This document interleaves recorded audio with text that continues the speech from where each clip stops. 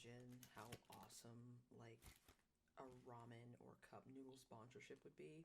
I'd get, like, that Final Fantasy 15 money. Hi! I still have no idea what I'm doing with my lighting, clearly. However, I did gain a ring light. I'm not bringing it into the camera because it'll never focus back, but you can see it in my glasses.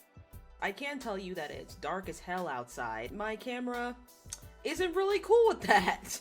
It's been raining all week, but I really wanted to get something filmed because I need to watch more of this show. It is quickly becoming addicting, and it's great. It's so much fun. Before I forget, my name is TK. I'm a voice actress, a writer, and your resident lunatic.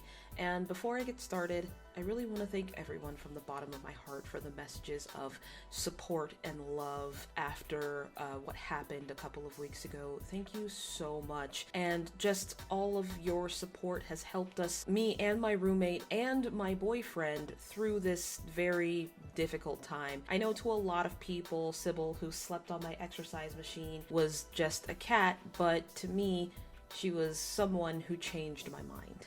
Because I used to hate cats, but, you know, now not so much, and she will be missed. And thank you, everyone, for being supportive. So, in our last episode, all hell is about to break loose, and Wen Kexing is going to enjoy every single moment of it. At least, I think so, because before things went to hell during the martial arts conference, Zishu finally confessed to Wen Kexing that he's not just ill from his injuries, is that he is going to die, specifically in 2 years, 3 years, from self-inflicted injuries. Not only that, but he is going to die a very slow, agonizing death. And there is a big difference between dying from injuries eventually in maybe 10 to 15 years to I am absolutely going to die in 3 years and I will most likely be a shell of my former self when it actually happens. Those are two very different things, and boy howdy did Wen Kexing not take it well. And to be honest, I kind of get it, because they had plans. They were really looking to live a better life with each other, I guess, in a way. I guess I'm being a little bit too presumptuous. There's a big difference from my illness is going to make my life shorter from I have maybe a year to live. Those are two very different things. And true to form, Wen Kexing cannot handle the emotional fallout, causing him to lose it yet again. Now, he doesn't necessarily go crazy like he did in the previous episodes, 9 and 10. He loses it in a sense that he kind of loses direction.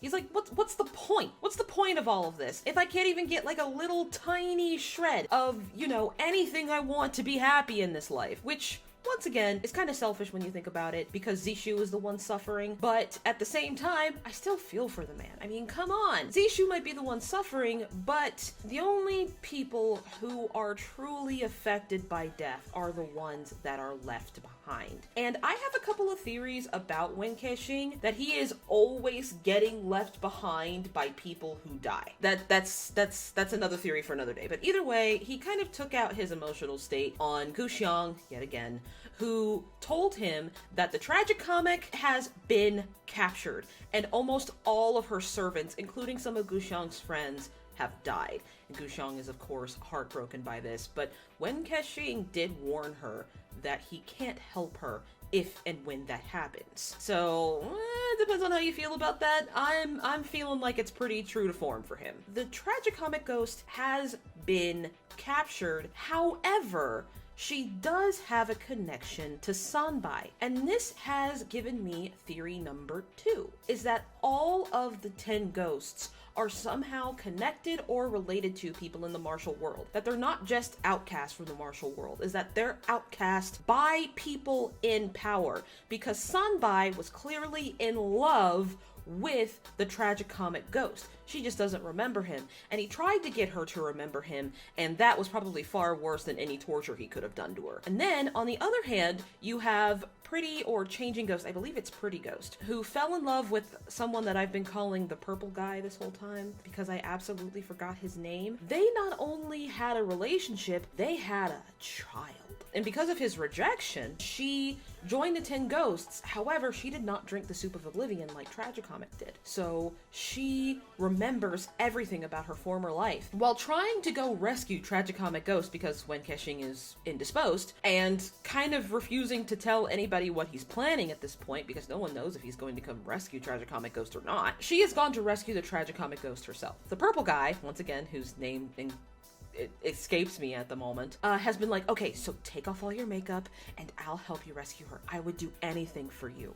And I don't believe that man for a damn sight. I'm pretty sure he's gonna betray her or she's gonna betray him before he gets a chance, but I don't trust this man. I don't think he's gonna do anything to benefit her whatsoever because he already betrayed her once, so that's besides the point. What I'm trying to say is Pretty Ghost is in trouble, the Tragicomic Ghost is in even more trouble, and something terrible is about to happen to the 10 Ghosts. And by extension, Wen Keqing. And it's gonna happen during the martial arts conference, and Zisho is gonna be in attendance. And then, as always, there is Chengling. And I know he is feeling very optimistic at the moment because he surrendered his piece of glazed armor. He's about ready to be done with the martial arts world. He'll be training with Zishu. He'll learn at least a little bit of martial arts. I know it's very late in his life to be, you know, have the advanced tech that a lot of the characters have, but he can at least get some training, get away from the martial world and all this glazed armor business, and get revenge for his family. I don't think that's going to happen. With everything that's about to happen, every single sect is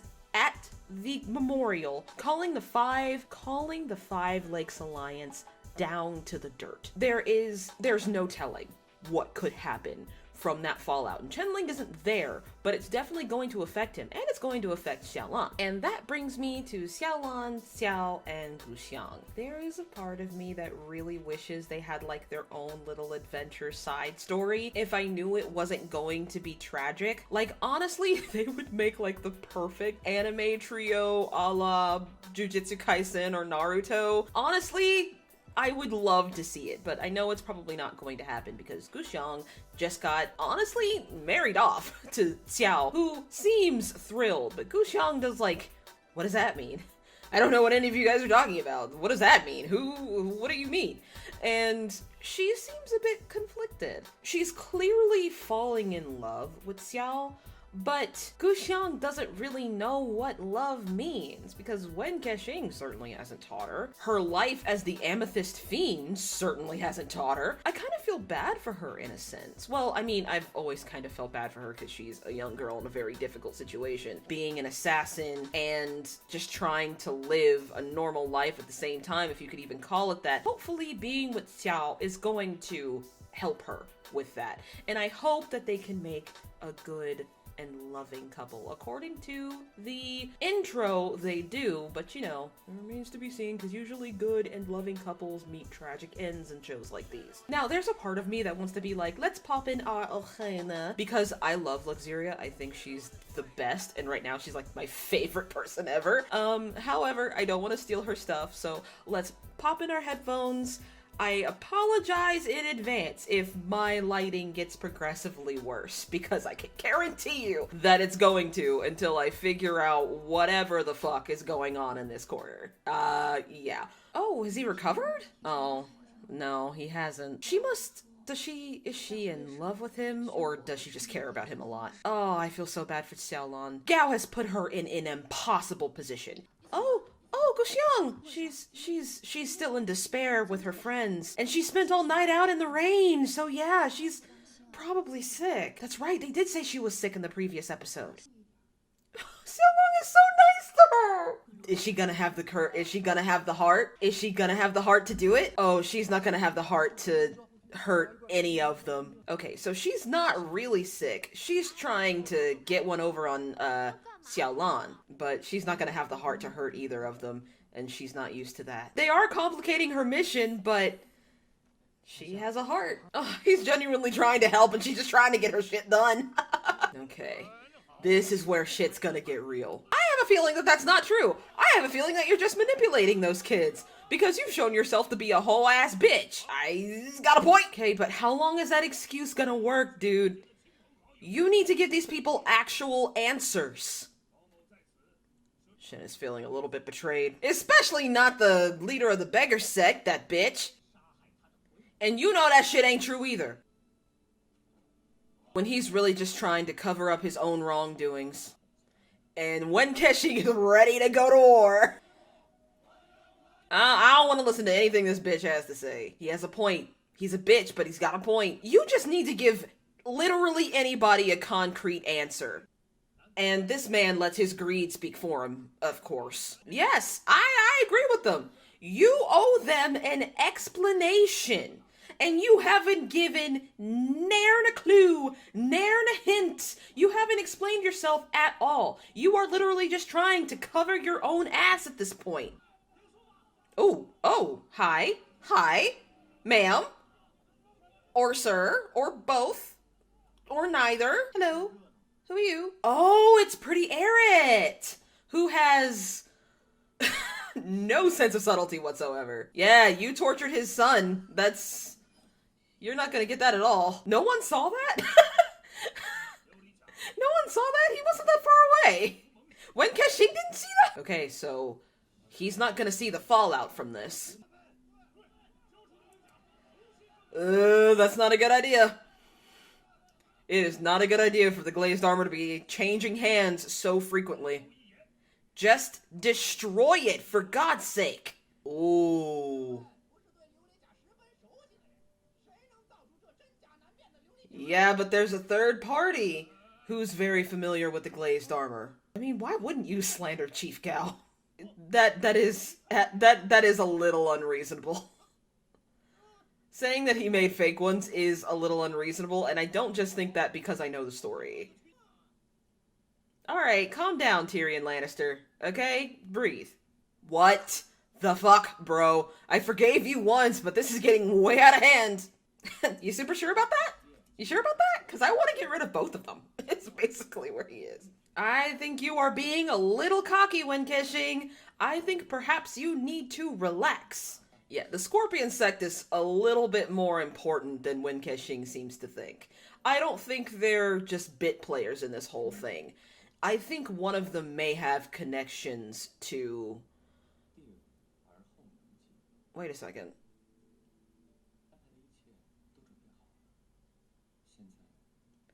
Alright, so I was just about to confirm that one of them has a connection to the Five Lake Alliance, and the fact that they obscured his face and didn't show it absolutely proves it. He thinks he's really the one running the show, but I don't think he's necessarily correct.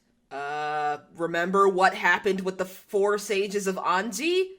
Dude, any decision you make could hurt an innocent person who had nothing to do with it. Yeah, what is the beggar sect trying to hide?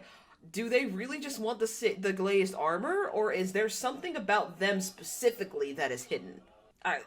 Someone needs to smack this man in the face. Seriously. Like, he never shuts the fuck up. Uh-oh. Oh, no. Oh, this is all about to go wrong. This is all about to go wrong. Because I don't think Gushang is going to be able to help. And I think he's about to betray them. Oh, no. I've got such a weird feeling of, like, dread in my chest. Oh, wow! He's willing to he is standing up for his girl! Yes! Beat his ass, honey! Beat their ass! They need it. They need it. Humble them, please! Ooh. Oh, and she's concerned. So what happened to being sick? Oh, no! See, I told you! What did I tell you about these couplings and how... No. Save her! She can't fight! Yeah, oh. Come on, don't... Oh, he heard that. Yes, because I like him! Go fuck yourself! Not all of us have terrible boyfriends, pretty ghost! Fuck you! Oh, that's disturbing. Okay. You know, faceless doll and all that. That doesn't freak me out at all. Are you really about to haul this child out and make him vouch for y'all? Hey, listen, accessible carriages. I'm all about it. It is kind of brilliant that they managed to green screen an automatic wheelchair to fit the mechanic. That is so cool. And I can already tell you that he is done with everybody's shit. Look at that mob boss face. He said... So I could tell you that the young master is absolutely done with everyone's shit. He's like, I don't even need to be here. I need to be in my office. But y'all are disturbing my day. Oh, he just blew up Gal's entire spot. Oh my god. Oh shit. He just blew up Gal's entire spot. Oh, that was brilliant. Oh, Shen, what you about to do? Shen always got some shit to say. Because I am done. Like, the young master is not kidding around. This man is done. And now Gao is in an impossible position. And they have his daughter. This leaves somebody. Get off the floor, you simpering bastard. Get off the floor! Bro, not everyone has your talent for impartiality. Impartiality fucked you. Like, impartiality didn't do you any good in the long run, dude. Bro, your eloquence is about to run out, dude. The young master is not having any of your bullshit. Seriously, dude, get up! Sanbai, what are you about to do? Oh, Qinling is in a bad spot. This kid is not gonna save you. Yeah, he's rightfully terrified. If he speaks up in defense of you, that makes him public enemy number one. Everyone's gonna be coming after him. Yeah, that look of betrayal. Oh, man.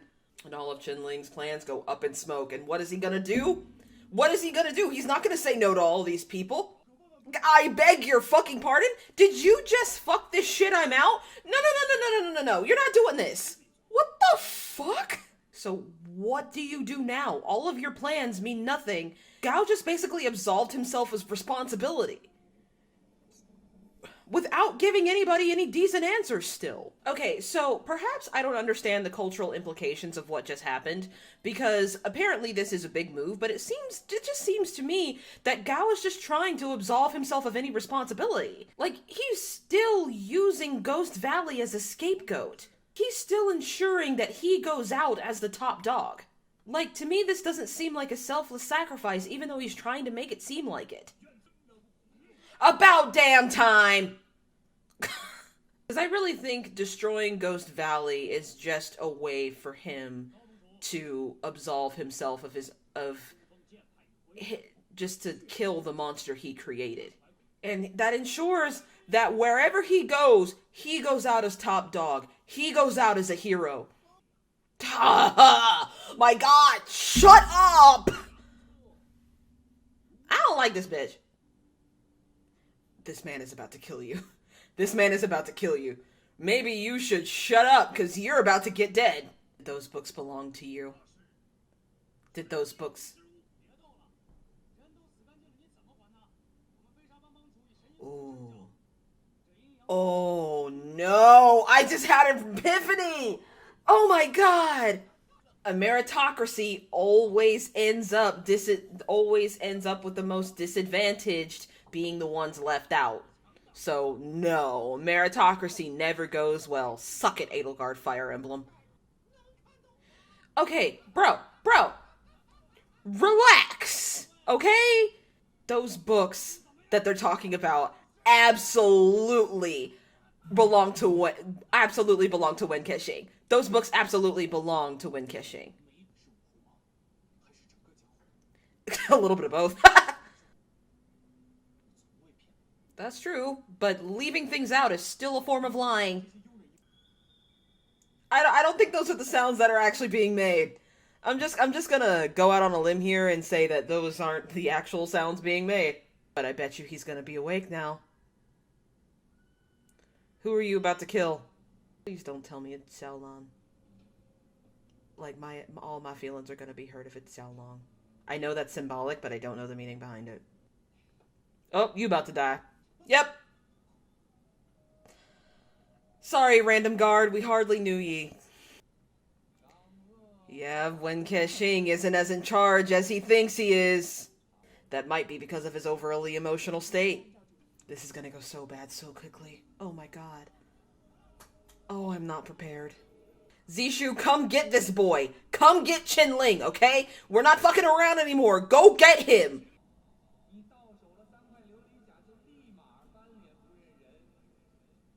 I mean, none of this is true, but everyone's buying it because everyone's emotions are running high. And rightfully so, because Gao worked them all up.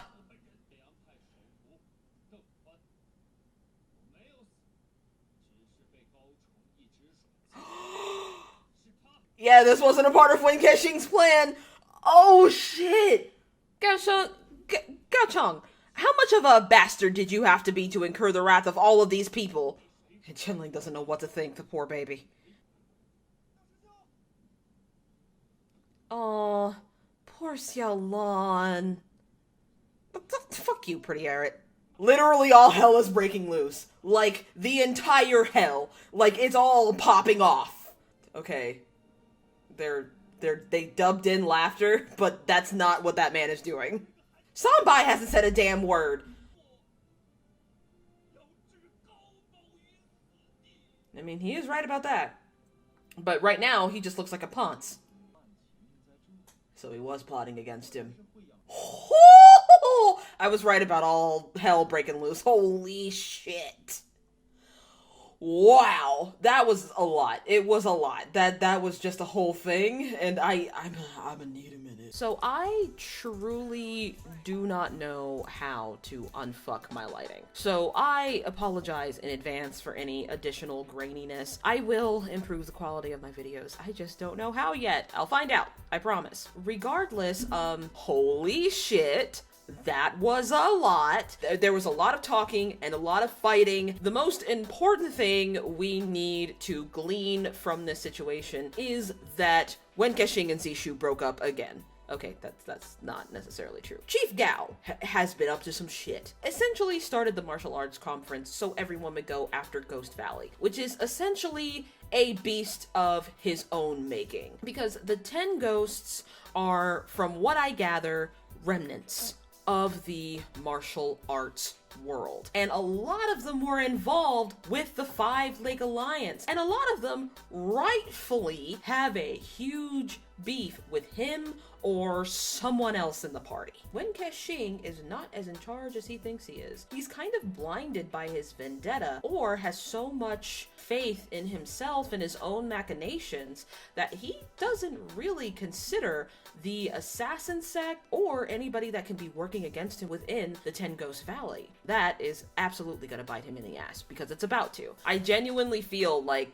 he is about to experience what is essentially a grand decline, because someone who is that hell-bent on revenge will never actually be satisfied, even if they do get revenge. Essentially, what Gao wanted to do is to hold the martial arts conference to go after Ghost Valley, and he is willing to do anything to do so, including basically put Qinling up as a sacrificial lamb. Everything he said he was doing sounded all sweet and noble and like, oh, I am gonna take responsibility for this. I'm going to become a monk and go and no one will hear from me again. I will give the people's armory back to them. When I honestly didn't think he was planning on doing any of that shit. I don't think anybody was thinking he was gonna do any of that shit. He was almost successful until his assistant Quan came to the memorial and basically said his testimonial. Everything that you said he was doing is right. He killed all these people. He used me to do it, and I am going to take my own life as a response. The man was under control the whole time, totally not in his right mind, and was absolutely telling lies. But regardless, he did kill himself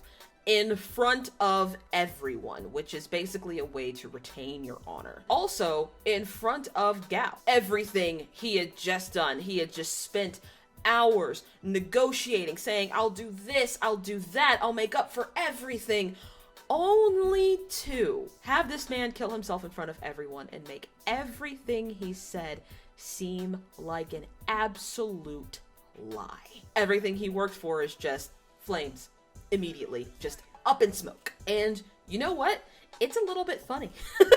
That's rude to say, but it's kinda true. And that means the entire Five Lakes Alliance is now being called into question. Meanwhile, Guxiang and Xiao were attacked by the Tree Sect, and Xiaolan, Gao's daughter, has been kidnapped and is probably going to be held as leverage. We don't know how, we don't know when, but I'm willing to get to the next episode and see what happens next. Okay.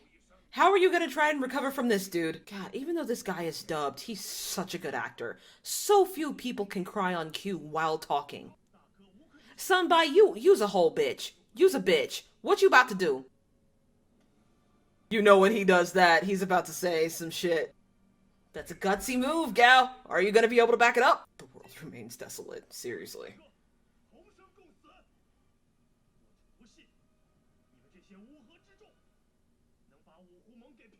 Bro, there's no need to insult them. It's only gonna make it worse. Ooh, that's gutsy. I don't think anybody else is gonna be with you, dude. Are you? I feel like you're not. Oh, here they go. Alright. Shit's going down. It's gonna be a whole battle. This is what Wen Kexing wanted. What's about to happen? Oh, shit. Ouch. No, this is kind of fun. I mean, to be fair, it's like Chief Gao is being framed for everything he wanted to do. Fawn is going. Yes, he is. So, Xiao's sect isn't participating. Which is honestly just as bad as fighting him, because just walking away speaks to your principles. You don't want to get involved. And this is kind of something you have to get involved in. Chenling isn't moving, and Sanbai is beside himself. Bro, wake up! What is the matter with you? You are wrong. You're not wrong about kind of who he is as a person, but you are wrong that he has any sort of tricks up his sleeve. Here we go. All hell's breaking loose. Chenling, what are you about to do? Kiddo, what are you about to do? Oh my god. Please. Okay. Oh, thank god. Ah, thank god. Ah! I mean, if Chenling kills Gao, all of his problems are over. And he has no way of knowing who actually killed his father. Unless Wen Kexing wants to say anything. Which I don't think he will. I mean, we all know it was changing Ghost, but still. And you ain't fought nobody yet, talking all that shit. You ain't got shit to do. Oh, get fucked. Your skills are rusty, old man. Shove it up your ass. Chenling, what you about to do? I swear to God, bro, Huang, if you do not leave this kid alone. Oh, wow. Wen Kexing is stepping in. Okay. I wasn't expecting that. Ouch. Oh, that hurt me. Every time I see something with knees, man, my knees already hurt bad enough. Like, I'm in my 30s and shit. So Chenling does respect him to some extent. I mean, he doesn't want him to die, of course. He has been keeping him safe. Oh, Symbolic. Are you really about to kill the entire martial world? I mean, this is what Wen Kexing wanted. Okay. One thing this show kind of has over The Untamed, honestly, is the background fights. At least you can't see the actors in the background just waving their swords. There goes your pagoda, my dude. Ooh, is Gao actually about to die? Well, I mean, with that symbolism, yes, he is. That's not funny. That's very sad and depressing. R.I.P. Faceless Guard. Oh, is that the guy who was bullying Chenling? If that's the guy who was bullying Chenling, fuck that guy. About time somebody shut that man up. I'm really confused as to how no one's put it together that someone is pitting them all against each other. Well, I mean, the random guy from the Gentle Wind sect did, but Sanbai, what are you doing, bro? And why did everybody listen to him? Oh wow, he called him little brother. I mean, he's right about that. I mean, I can't say he's wrong, but also, like, bro, what are you doing, dude? Did they CGI bro's tears? That is a part of me that's like, bro, get up. It's broken already, dude. It was broken when you fell out with Chenling's dad. Ooh. Damn. I understand that Sanbai is in pain, but fuck that guy. Shut up, Shen! We don't know where she is right now. Half of the situation we're in is because of your impetuousness. Shut the fuck up! Yep, there he goes. Well, R.I.P. to Shen's mental health. As if it wasn't bad enough already. Yeah, you're just as bad as he is. You're not gonna do any better. The music says season finale, but the storm says shit just got even worse. Bro, that's not enough. Just admit to the things you've done, bro. You should have done it ages ago. Listen, Sanbai is absolutely bitch-made, but you absolutely should have followed his advice ages ago. You should have destroyed it years ago. Like, I feel bad for Wen Kexing, but I also don't feel that bad for everybody else. Is he gonna strike his name off? Oh, he's trying to kill himself! He is really the only tie he has back to his dad. Sanbai, get your ass out of here! So there is nothing left for him to confess. If there's anything left for him to confess, he won't know. He probably won't even remember his own name after an injury like that. Damaging your frontal lobe at that level of force is going to destroy you. Or is at least going to seriously harm your sense of self. Are they going to tear him apart? Don't let Chenlong see that! Oh. Hey, Wen Kexing, does that look familiar? Does that look familiar to your life, dude? Because I feel like it does. Because that's the second time you've done that to that kid. Just saying. Abso-fucking-lutely. Did you see the shit that just went down? Is that the real glazed armor? No! You were supposed to destroy it, you bastard! And this is gonna make life difficult for Xiao and Guxiang, and I'm gonna be upset. And Wen Kexing has a lot to think about, I'm sure, because he already thinks of himself as a monster. However, he is becoming the exact kind of monster he hates.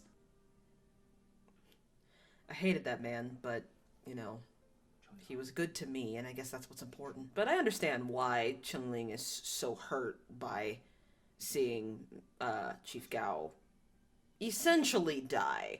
Or at least the Chief Gao he knew. Uh-oh. The copyrighted music is coming in. Am I gonna have to delete the audio from this whole conversation? I hope not. You guys have got to talk it out. Ugh. That's half your problem. You need to explain why you are doing what you are doing. But Wen Kexing doesn't really have a kind heart. Just throw that out there. But that's okay. We love him for who he is. Yes! I mean, he's changing Ghost in the Scorpion sect. Yeah, that's true. He took the he took the hit to his reputation and got the fuck out.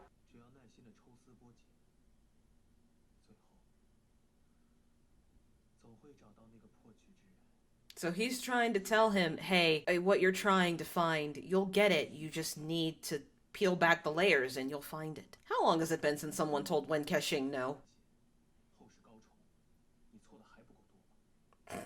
Damn. Like, bro, you've been proven wrong twice. How many more times do you need? Say it. Please say it. I'm literally begging you. Just say it with your mouth. Oh my fucking god. Say it! Instead of, yeah, and he's like, Jesus H. Christ. So this is the person he was obvious. That's Sanbai. That's Sanbai's snatched ass wig. I can tell. Fix your baby hairs, bitch. I knew it! I knew it! I knew it! I knew it! And how? What are you doing? Is this why you've been acting the way you've been acting? Yeah, but you still a bitch. I was about to say, she had nothing to do with this. Oh. Oh, God. What a horribly dehumanizing thing to say. I knew this man was a bitch. I knew this man was a bitch. If he had followed Sanbai's advice, he would have probably depleted Sanbai's whole plans. Don't pout. So that's how it happened. Oh my god. Fuck Sanbai. I knew I didn't like that bitch. I knew I didn't like that bitch from the very beginning. Huairen let his greed speak for him. That's the thing about scorpions, is you always have to watch out for the tail, not the pincers. There he goes. Now, how did he stab him with a chain sword? How do you stab? Did you take lessons from Ivy Valentine? What'd you do, man? How'd you do that? Okay, and that's the last piece. Oh, that's a mistake. Why'd you say that out loud? Because that was a fucking mistake. Why'd you say that? Why are you pouting? You a grown-ass man. Stop all that shit. That's a hell of an analogy. I don't like this relationship. And it's not just because I don't like Sanbai. Something's sitting rough under the... Something's sitting bad under the skin, and I don't know what it is. Now the shoe's on the other foot.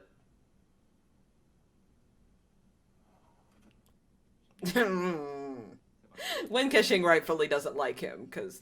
Oh. Hi. Of course. He can't be nice to save his life. My child. Don't insult my son, you old bitch. He's like an angry in-law. Like, I don't like your dad. Oh my god, they really do fight like they really do fight like mother-in-law and girlfriend. Not even girlfriend, like mother-in-law and wife. I've seen my cousins do this constantly with my aunt. Aw. This poor kid. Yeah, we need to go get Guxiang. Don't forget my daughter. She's like, y'all know I can't stand. Leave me alone. You barely even fought. I don't want to... You bitch. Pardon? Uh-oh. Shh. Stay quiet. Stay quiet. Oh, poor Xiaolan. Has to hear it from these horrible people. Oh my god. Get your ass out. Get on. Get your ass on. Somebody, there is no... I think Shen is gonna be a bit more resistant to your comfort than you think. He uses a lot of affectionate terms for people. Like, little brother, my son, stuff like that. Oh, Sanbai, not Sanbai, Shen's got some stubble. You know, he's real depressed. Don't smile. We'll absolutely give you away. How are the guards not hearing this? They're standing just outside. Oh, that sounds like foreshadowing. And now I am using you to get that success that I never got. Their relationship makes me super uncomfortable. Their relationship makes me super uncomfortable. And I don't know why. That's why. That's why it makes me uncomfortable. Okay. Dad, this is a lot of people. Are you okay? Something about their relationship makes me super uncomfortable. And I don't know what it is.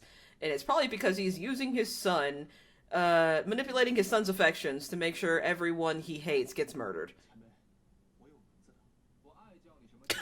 You have whatever name I give you. Shut the hell up. It's the look of a man who hates his father-in-law.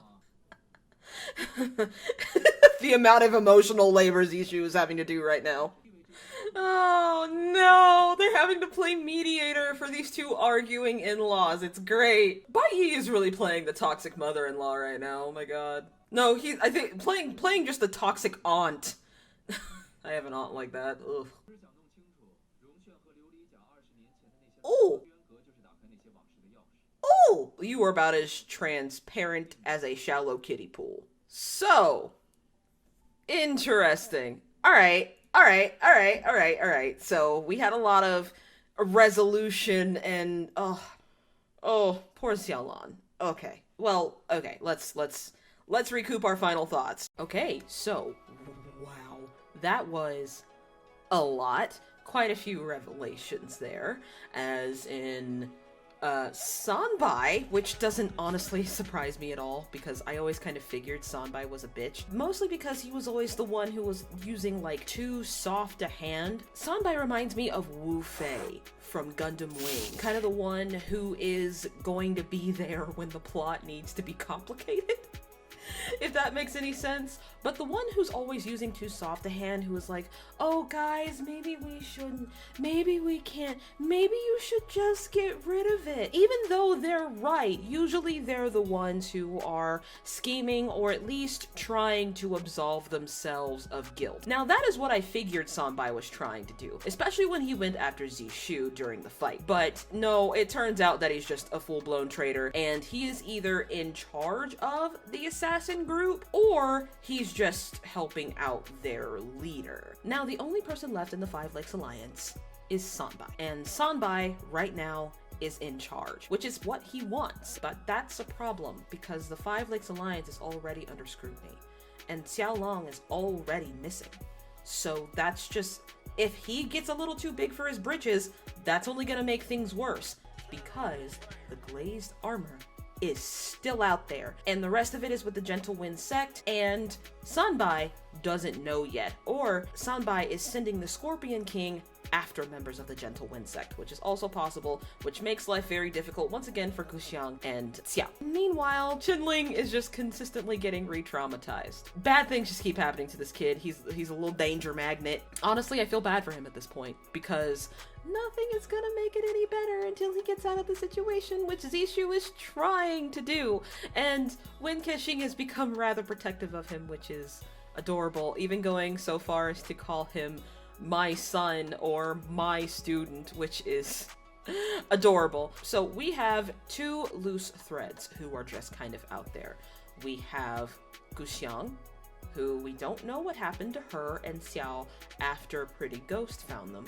And we have Xiao Long, who just found out that her father's corpse was ripped to shreds by the rest of the martial world. So is she gonna end up like Wen Kexing? It's possible. It's very, very possible. But either way, that means episode 17 is gonna be a lot, because now Ye Bai has inserted himself back into the plot, as old masters in Wuxia tend to do. Wen Kexing and Ye Bai are gonna be arguing like my mom and my aunt during Thanksgiving. I'm looking forward to it. Now, a couple of things before we close out. The next C-drama I'm probably going to do is Luoyang. Luoyang, which is Wang Yibo's new venture. If you guys could point me as to where to watch it, that would be great, because there's only 2 episodes on YouTube, and I want to watch more than that. It's a period drama, but also low-key Criminal Minds, and that is absolutely in my wheelhouse. I'm still looking forward to doing movies. I still want to do The Raid. I still want to do John Wick and the Fast and Furious movies, but I am still absolutely open for suggestions. I really want to hear your guys' thoughts on opening up a Ko-fi and a Patreon. So without further ado, if you like this video, please leave a like. If you really like these videos, please subscribe. I am on every single social media outlet, I swear to God. Tumblr, TikTok, Twitter, Instagram, but specifically Tumblr and TikTok, because I'm kind of a one-trick pony. But regardless, stay weird, lovelies, and happy eating.